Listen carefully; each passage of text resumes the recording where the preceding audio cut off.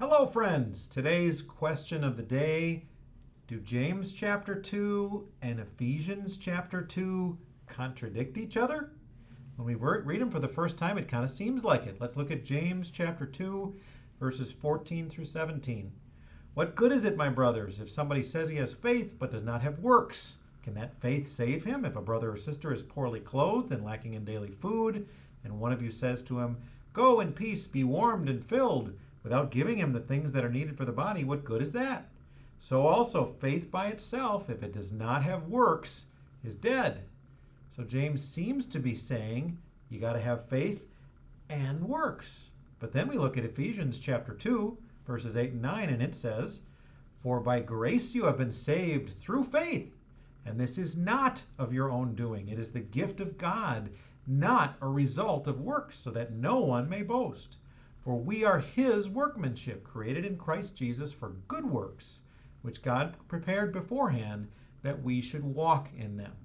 And both of those chapters give us some hints about how these things don't contradict. First, if we look at James, the second part of verse 14, can that faith save him?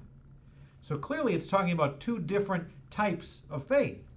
There's the type of faith that leads to good works, and there's a type of faith that doesn't lead to good works. In fact, that's the non-saving type of faith. And what is that non-saving type of faith? Well, James chapter 2, verse 19 gives us a picture of that. You believe that God is one. You do well. Even the demons believe and shudder. So what's the non-saving faith? It's the I believe that there's a God, but it doesn't change the way I behave type of faith. That faith doesn't save anybody because that isn't faith at all. That's what James is saying. You don't have real faith if it doesn't affect the way that you act. But what's Ephesians reminding us of? Ephesians is reminding us that we aren't saved by those works.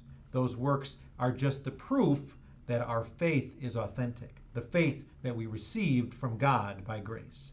So do they contradict? Not at all. They complement one another beautifully to help us understand the beautiful gift of faith and how it is evidenced by our works. I hope this is a blessing to all of you. God bless.